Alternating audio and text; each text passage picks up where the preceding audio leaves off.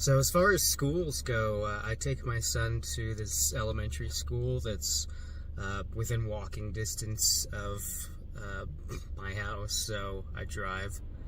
And it's a great little school. I haven't had any problems. There hasn't been any, there hasn't been any shootings or anything like that.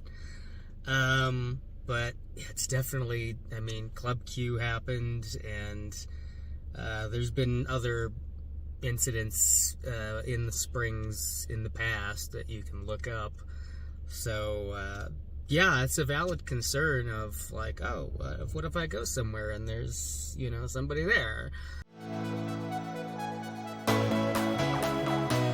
D11, which is the school district here, had a closure on Monday due to the snow. I guess, due to the snow or the cold, it was just very, very cold. And so just the whole district shut down and had no school for the day. And they do this thing, the whole city does this, where when there's snow or when there's, when it's very cold out, they might put like a 2-hour delay. Instead of just closing and not having school for the day, they'll call it a 2-hour delay, and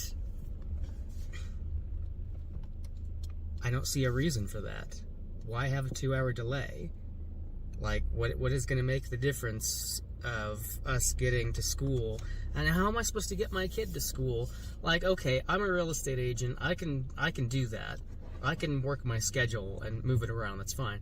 But for the people who are working a strict hourly, you can't do that and say, I have to, I can't come into work until 10:30 because now I gotta drop my child off at 2 hours later.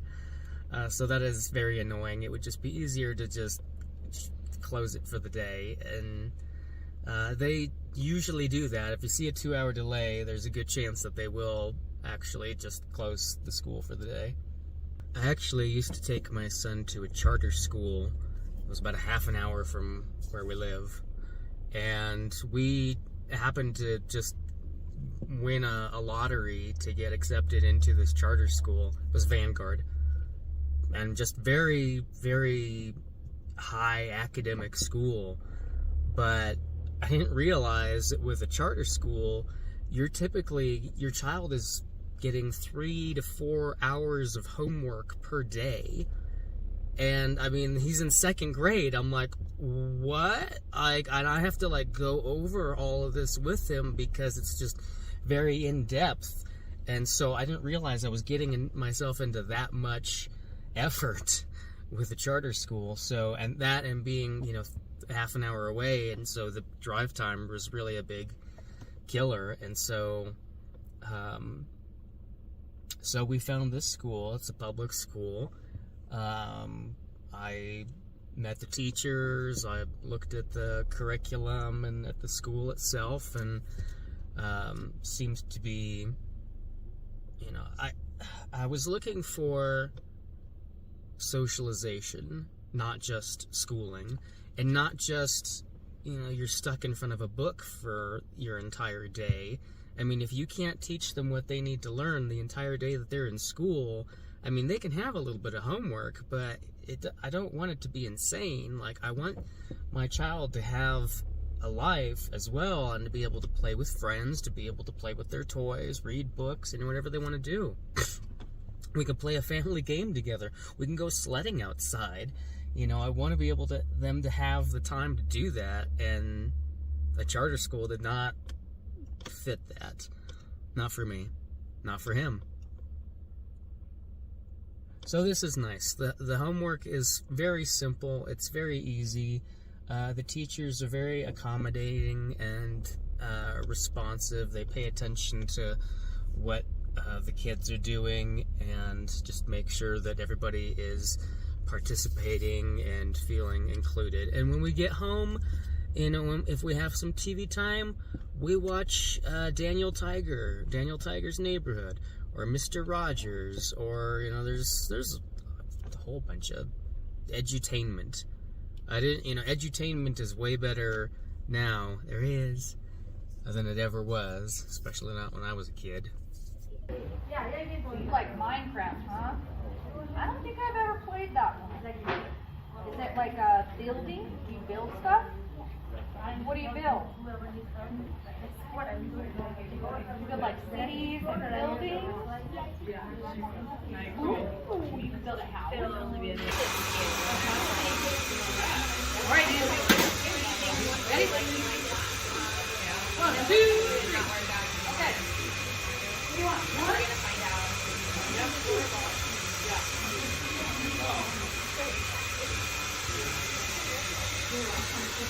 Good seeing you, bud. I got my hair cut. Yeah, how do you think about it? Looks nice. I like it. Alright, we're here. We're at Ron Swanson's house. I'm gonna give him his gift card. Alright, I'll be right back.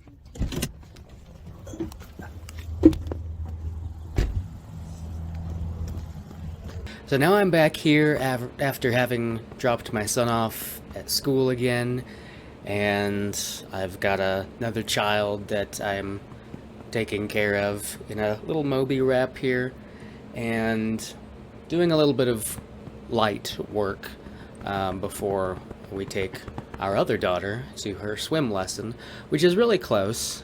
That's one of the things that I love about being in this particular neighborhood. Is we're close to a King Soopers, we're close to the Cottonwood Creek Park. There's a big park. There's a swim center there. So all the things that we want to do for our kids or just as a family is very convenient. Instacart is also very convenient, so when you're having people deliver stuff to you and you're on a service for that, Walmart Plus, obviously Amazon, but anytime that you can shave off and not have to go somewhere or do something and have the convenience of it delivered to you, if you can shop online at King Soopers and have them deliver it to you, that saves a whole bunch of time versus having to go to the store, which if you want to go to the store, it's still close by, so that's still nice. Gas is supposed to be expensive here in Colorado for the next year because we lost an oil refinery, apparently, Suncor or something. So because of that, gas will just be more expensive here. I don't know how much more, but whatever. And then you've got Mayor Suthers, who is ending his, I'm not sure when his term ends, but I know that there's 12 people up running for mayor, and so I think we're voting this year on that or something, but there's 12 people running for mayor. That's just quite a lot of people. I liked Suthers. I still like Suthers, and he's been mayor for 2 terms now, I guess. And apparently eggs are just wicked expensive, out of control, or out of stock. I haven't actually seen eggs out of stock when we go to King Soopers. They still have eggs, they limit you. You can only get 2 dozen total per person or per customer or whatever. So they're still there, they're just trying to not have a shortage, I guess. And if you see those articles now, Wall Street Journal just posted something about, oh, you want to be careful about chickens. You think that you're going to get cheap eggs, but watch out, it could be expensive, or watch out, it could be dangerous to have chickens. And I'm like, dude, seriously? You're telling people not to have chickens because it could be awful? What kind of crap is this? Just let people... I have chickens. I have backyard chickens. It's fairly simple process of taking care of these birds. They're outside, and guess what? It's really cold. It's been bitterly cold in all throughout Colorado and all throughout the country, I think. So, but it's been 0 degrees or negative degrees at night or early in the morning sometimes. And chickens are still fine. They have a coop. We have 4 chickens. They give us about 2 to 4 eggs per day. So we have enough to, casually have eggs, scrambled eggs once in a while, or put some in a recipe. And we started giving eggs out to our neighbors. because we have a little bit of extra. So for anybody that, anybody can do that. Anybody can do that. And so it's actually quite enjoyable to have some birds. I didn't realize how much of a bird person I was until you get to hold a chicken and you're like, well, why would, but it's actually nice. I like holding chickens. So anyway, you can go to Big R and pick up chickens and pick up feed and a heat lamp if you want. I don't use ours because they don't really need it. They're birds. Birds do fine out in the cold weather, and especially if you've got a coop for them that's, fairly insulated. It's big. There's not much. They'll take care of themselves. We've got hay we keep in the coop so they can, nestle up in there, and there's 4 so they can, keep together. They do tear up my yard. They do like to peck and scratch at things. We do have bald spots in our yard that are a direct result from them, so I'll resod in the spring. Oh, we are getting solar panels on our house, on our roof. I'm a real estate agent, and I'm getting solar panels. So this is a big deal for me. It has nothing to do with my job. It's just knowing what I know about solar panels and knowing that solar panel companies, the reps there, some of them will tell you that you're going to get a lot, you're going to build equity in your house. These solar panels are going to add twice as much as they cost in value to your house. And no, they're not. If you get solar panels, you do it for you. You do it because you want to have long-term savings, electricity savings on that property, whether you live in it or not. That's what you're doing it for. And as much money as you pay down on the loan is as much as those solar panels are worth, I would say. So if you pay off your solar panel, if you pay off the whole loan before you sell the house, then the solar panels are worth what you paid for them because you've already paid the loan off. But if you still have a loan on it, then the next buyer is not necessarily saving anything. They just, okay, somebody else installed the solar panels, and it's kind of up in the air whether a buyer is actually going to appreciate the solar panels. I think just generally that's the buyer feeling, is that it's kind of hit or miss.